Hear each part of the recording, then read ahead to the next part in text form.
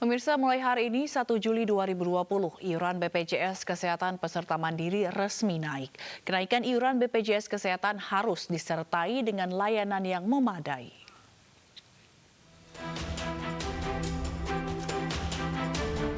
Mulai 1 Juli 2020, iuran kenaikan BPJS Kesehatan resmi diberlakukan.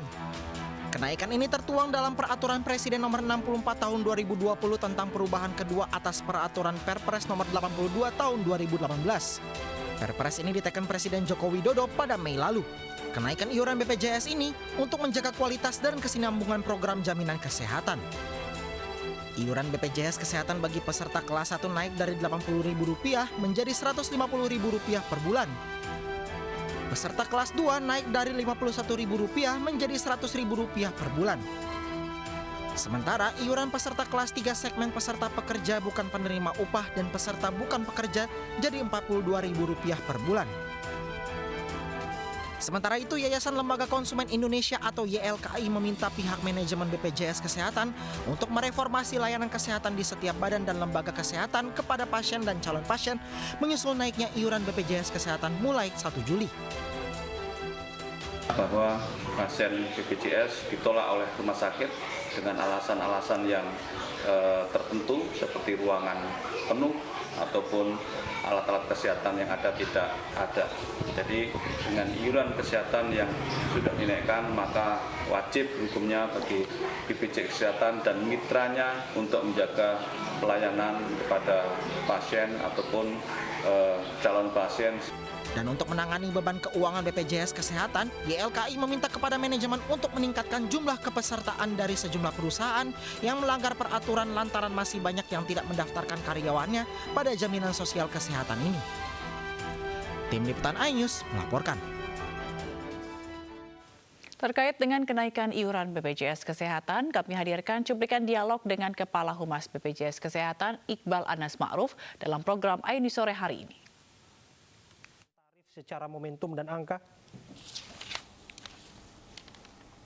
Ya, tentu yang menetapkan perubahan besaran iuran bukan BPJS Kesehatan ya, tetapi bagaimana pemerintah melihat bahwa urgensinya ketika program ini dari tahun ke tahun memang perlu untuk dilakukan penyesuaian iuran. Karena sebelum Perpres 64 tahun 2020 ada Perpres 75 2019 yang merupakan pertama terhadap Perpres 82 tahun 2018. Di sana juga mengatur soal penyesuaian iuran yang tidak hanya soal segmentasi mandiri. Kita paham bahwa peserta mandiri besaran iurannya sejak Perpres 19 tahun 2016 belum pernah dilakukan perubahan.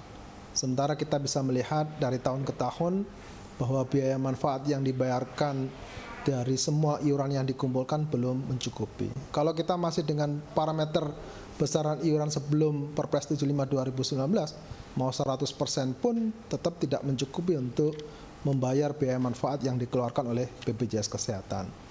Perlu diingat juga bahwa di Perpres 64 tahun 2020 sebetulnya pemerintah untuk kelas 3 mandiri sama sekali tidak ada perubahan karena 25.500 itu tidak berubah sama sekali karena pemerintah memberikan bantuan iuran 16.500. Baik, Pak Iqbal, ini untuk peserta mandiri kelas 2 itu kenaikannya cukup signifikan ya Pak, hampir 2 kali lipat dari 51 menjadi 100.000.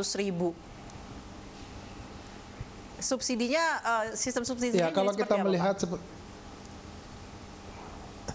kalau kita melihat kan sebetulnya begini ya, kelas 1 dihitung secara hitungan aktuaria kan besarannya sebesar 286.000, lalu kelas 2 sebesar 184.000-an, lalu kelas 3 sebetulnya 137.000-an. Artinya yang ditetapkan oleh pemerintah tidak sebesar hitungan itu.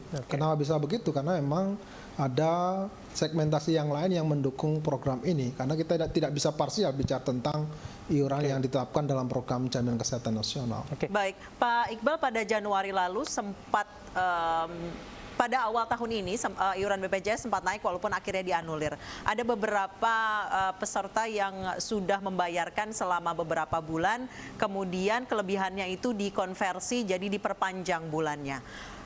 Mereka yang sudah membayar beberapa bulan itu bagaimana Pak jadinya? Apakah dikonversi balik, dikembalikan, atau tetap mengikuti harga yang lama? Ya, sebetulnya kan sesuai dengan regulasi yang mengatur ya. Artinya kalau memang posisinya sebelum ada penyesuaian iuran ya sesuai dengan kondisi faktualnya. Perpres 64 tahun 2020 kan untuk periode Januari sampai dengan Maret itu menganut Perpres 75 tahun 2019 yang kelas 1 160.000. Pemirsa, larangan penggunaan kantong plastik di DKI Jakarta mulai berlaku hari ini. Meski demikian, masih banyak pedagang yang menggunakan kantong plastik sekali pakai di sejumlah pasar tradisional DKI Jakarta.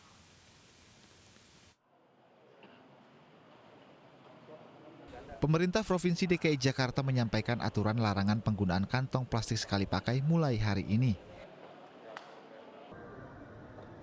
Menurut Gubernur DKI Jakarta, larangan penggunaan kantong plastik sekali pakai ini untuk mengurangi tumpukan sampah dan mengajak warga DKI Jakarta untuk lebih mencintai lingkungan. Anies mengimbau warga membawa kantong belanja ramah lingkungan saat belanja di pusat perbelanjaan, toko swalayan, dan pasar rakyat.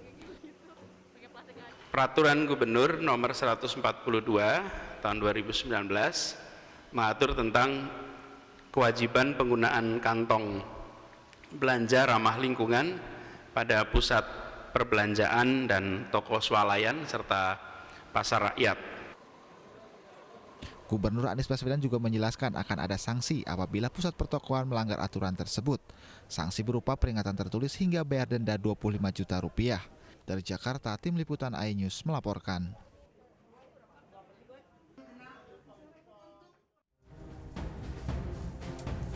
Meski Pemprov DKI Jakarta mengeluarkan larangan penggunaan kantong plastik sekali pakai per 1 Juli 2020, masih banyak pedagang dan pembeli di sejumlah pasar tradisional yang masih menggunakan kantong plastik tersebut. Seperti yang terjadi di Pasar Cideng Thomas Gambir, Jakarta Pusat Rabu pagi. Aktivitas belanja di pasar ini masih memakai plastik yang disediakan pedagang sebagai kantong belanjaan. Penerapan aturan larangan plastik ditanggapi berbeda, khususnya bagi pedagang bahan makanan. Kalau repot sih enggak, tapi kadang tuh suka lupa. Itu karena kan kita kalau jalan langsung jalan kan. Saya sih kalau memang ada peraturannya sih setuju aja. Di samping nggak setujunya, kayaknya ibu-ibu agak takut kadang-kadang lupa bawa tentengan dari rumah gitu. Yang satu lagi kalau setujunya itu kan dia bikin limbah pabrik ya. Nah, jadi kalau ini antara dua lah, setuju nggak setuju gitu. Cuman kalau memang dari sananya nyuruhnya begitu, kita harus ngikutin. Gitu. Sebelumnya pemerintah Provinsi DKI Jakarta mengeluarkan aturan larangan penggunaan kantong plastik sekali pakai. Dalam aturan tersebut, setiap pengelola pusat perbelanjaan, swalayan maupun pasar rakyat harus melaksanakan Pergub nomor 142 tahun 2019 tentang kewajiban penggunaan kantong belanja ramah lingkungan. Dari Jakarta, Rani Sanjaya, iNews melaporkan.